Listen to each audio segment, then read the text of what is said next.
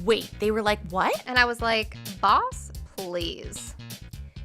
Hey bosses, it's Jillian. And Meghan. And we're here to bring you a Boss Confidential that I think is extremely important. Yes. So I was telling Meghan before we started recording that when I was home, I haven't been well recently, and I haven't been able to really eat normally, so it's definitely showing in my face and in my body. I look a little bit thinner than I usually do. Normally, I would be okay with that if I was working on it, you know, but I'm really not, and I've just been struggling, and I was recently home, and I saw my parents. I saw a lot of people that I haven't seen in a really long time, and they kept just saying to me, "You look so thin." And normally, that would be really empowering to me, but we all grow as people, and I've just noticed how toxic compliments can be. Yeah. So I wanted to talk about it a little bit. I know, Meghan, you have a pretty similar experience to mine with the toxicity of the "so you look so thin, you look so skinny" compliment. 100%. Yeah, it was just about a year ago when I was going through my breakup. I lost a ton of weight. Now, I wasn't trying. I just wasn't hungry. I mean, you all know that when you're going through a breakup, your stomach's in knots, and I was even eating. Your body deals with stress in different ways, and I lost a ton of weight. And same thing, Jill. People would come up to me and say, in a positive way, "Oh my gosh, girl, you look so skinny. What are you doing?" I'm like, is this thing called like a broken heart and just not being hungry? And people would laugh, but it's like, no, like my body looks this way because I'm devastated.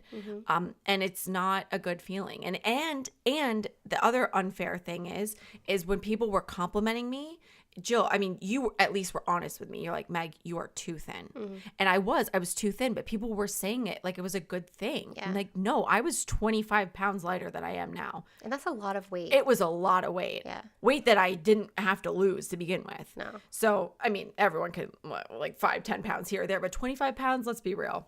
It's a lot of weight. Yeah, it was a lot of weight. So I get what you're saying. It's discouraging. Yeah, it's, and I think too, I'm more aware of it because Meghan and I do have a lot of people in our lives that have gone through disordered eating, and how much it affects them. It could be the littlest compliment. It could be us telling somebody, you know, "Oh my God, your boobs look so big," and then that could be a trigger for them. It is a trigger for some of our friends, and it breaks my heart. But I hadn't had it affect me, you know. And I've talked about it before, I think, but I stopped weighing myself.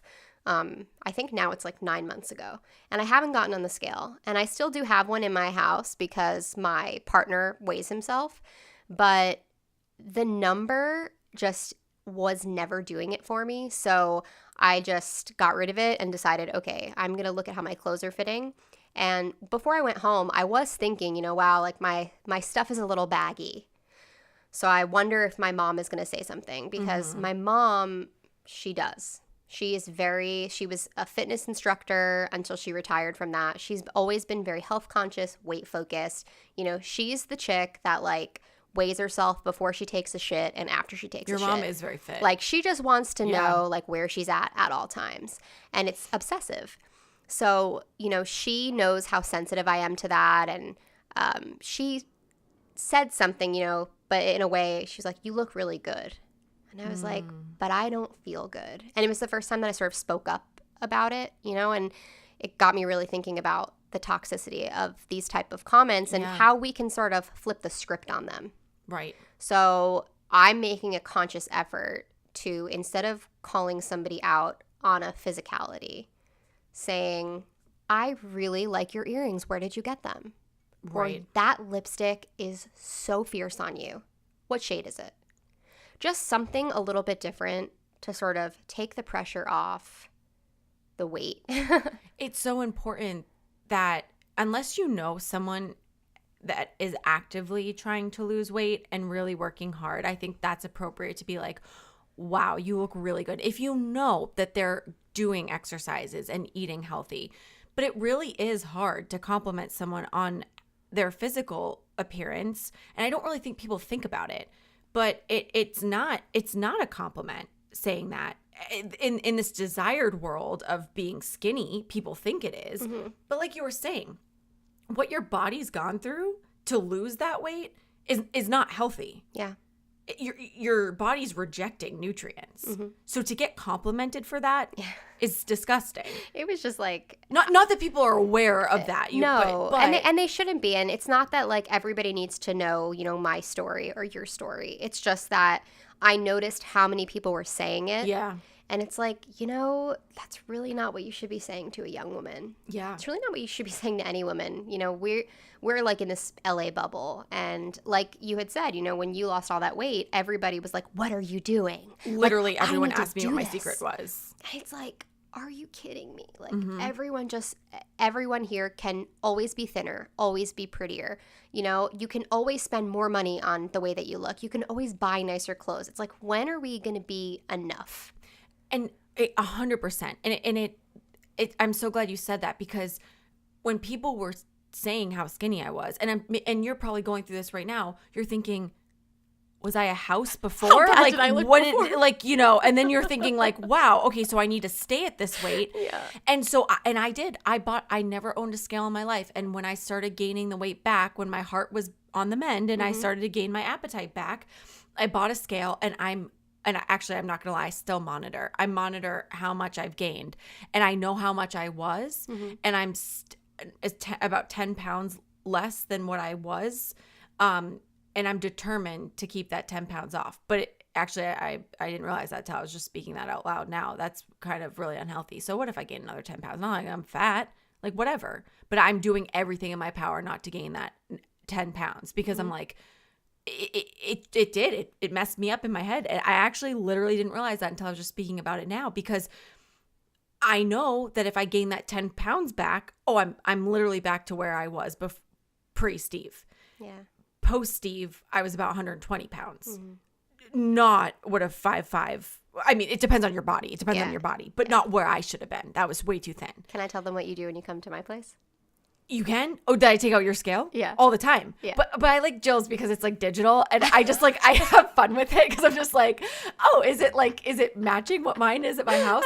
But it's not healthy. But I don't alter what I eat. Like, we're eating pizza right now in between recordings, and I eat. But I am more aware of when I'm exercising and all that good stuff. But I don't know. I think just the real message here is to use your words to empower people. And that might be, not pointing out a physicality. That might be, pointing out something they did at work that was amazing. I'm really big on drive-by compliments. So if I see a woman, like I'm sitting in a doctor's office and I love her purse, I'm like, where did you get that bag? It is so cute.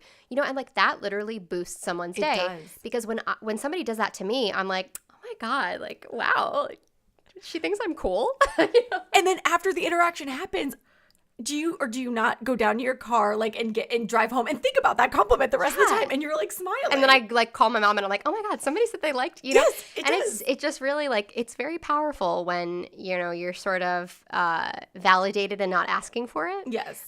So we kind of just wanted to talk about compliments in general and how you can sort of empower others, whether that be a man or woman or whoever.